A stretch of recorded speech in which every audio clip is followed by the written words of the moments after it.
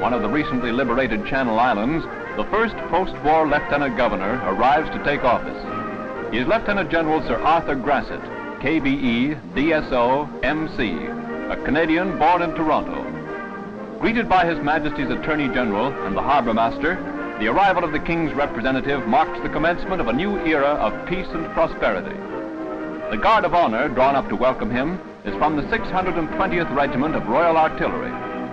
General Grasset was head of Allied European contacts of SHAPE during the invasion of France. He knows the problems of a people liberated after years of oppression.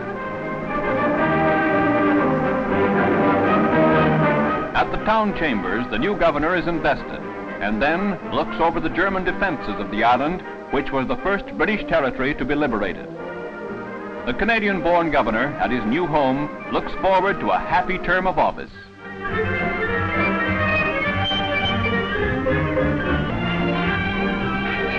At the Army catering pool in Oldenburg, something new has been added.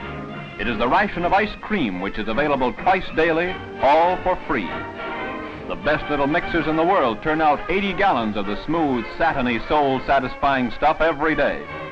Even the powdered eggs from surplus rations goes into a mix that would make Palm Dairies, Nielsen's, or Brookfield's green with envy. The news must have got around that Eskimo Inn is now open for business because the gang's sure all here to try out the first tin of the tonsil-teasing delicacy as it is served fresh from the freezer.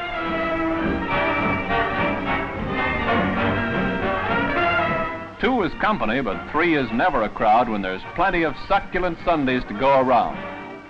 Soda jerkers on the nominal roll give that personal service so appreciated by a parched public, and those super-duper double dips. Yum, yum.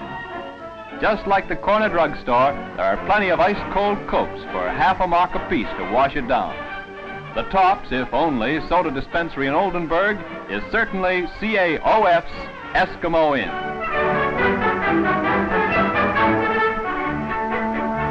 New Westminster, BC. The Royal City takes the lead in the British Empire as her mayor, assisted by Major General Hoffmeister, presents annuities to her 2 Victoria Cross winners.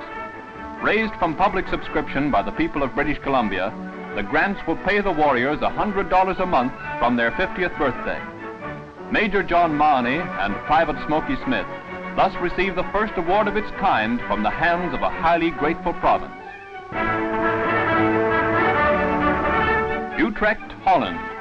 On the road to the amusement centers of Holland, the Army bus service gets operational. On schedule, the 10-ton taxis hit the many stopping points to pick up their loads. Contacting all principal cities, a regular network of bus routes is maintained. At the various junctions, connection is made with the runs to other zones. Timetables are coordinated so that pleasure-bound troops can be sure of being back to camp in time for roll call. Designed to eliminate the necessity of using unit vehicles for recreational runs, quick transportation is provided by the Army bus service. Vervico, Belgium. The boys of the 17th Field Regiment RCA are re-welcomed by the folks of the Belgian town near Ypres. Stationed in Vervico for 6 weeks on their way from Italy to the Western Front, the gunners became bosom pals of the townspeople. The 13,000 inhabitants became so attached to their Canadian friends that they asked the mayor to invite them back for a 3-day vacation. 150 of the originals take them up on the offer and waste no time in toasting international relations in good old Belgian beer. Down the hatch, and may old acquaintance never be forgotten.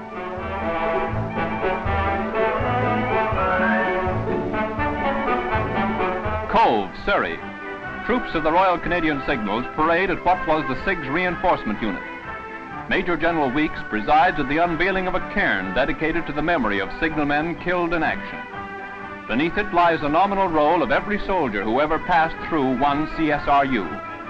Tribute is paid to the speed, accuracy, and watchfulness of the Army's messengers, the Royal Canadian Signals.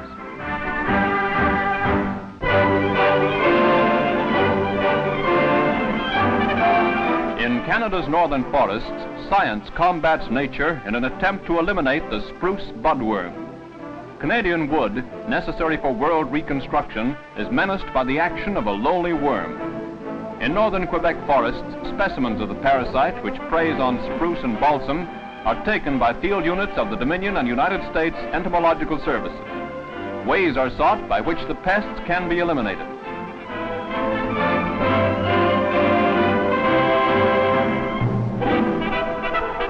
It is found that the wonder insecticide, D.D.T, sprayed on the insect kills it instantly.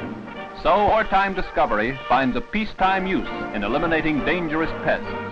From the ground, Army smoke generators charged with D.D.T are brought to bear on areas infested by the enemies of the wood. From the air, planes loaded with D.D.T spray the menace from low heights. The blitz borers fall to the earth, and some are caught in trays for a post-mortem.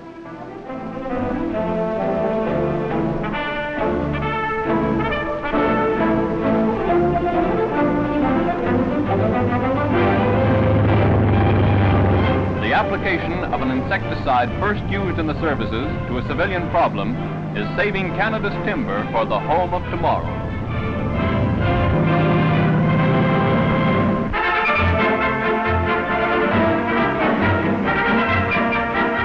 In Antwerp's Nachtengalen Park, the cream of Belgian, British and Canadian horsemen participate in gymkhana and horse meet.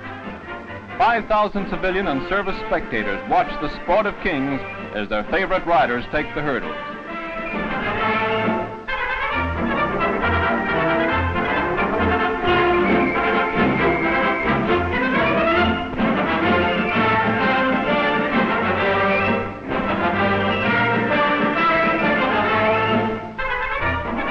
War dogs used by the CMP for guards at prisoner of war camps, trained by their owners, demonstrate their prowess at obeying their master signal.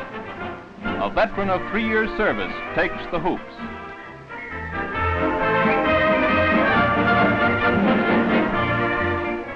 Pillow fighting on horseback provides a new twist to inter-service competition.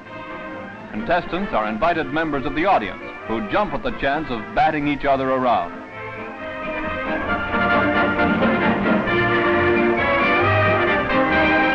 The general idea of musical chairs is to sit down, but does the horse know it?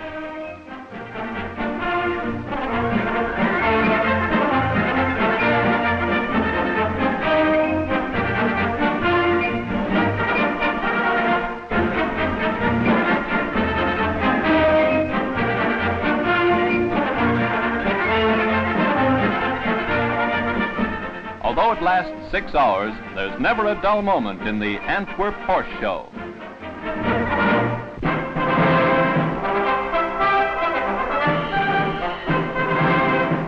At Aldershot Sports Stadium, a grand parade of athletes opens the first track and field day staged by the Canadian Women's Army Corps in the United Kingdom. The 2 CWAC bands, specially brought from the continent for the occasion, speed on their way the contestants in the opening event, the 50-yard dash. Although a morning rain slows the track down some, followers of Athene sure have wings on their heels today.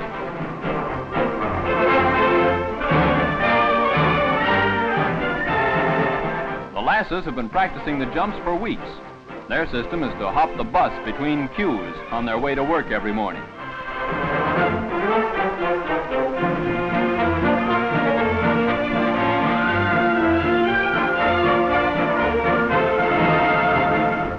The hog-tied handicap doesn't call for any heavy betting among the spectators because they've all been told it's in the bag. The Sacks are fugitives from the Potato Peelers Union. Mere man usually chases fair femininity, but in the relay race, the gals chase one another. The mighty muscle maids of one CGRU win the tug-of-war because of pull. The potato race gets underway to see which girl will be given the award of kitchen police. While in the relay race, the good old game of passing the buck goes merrily on.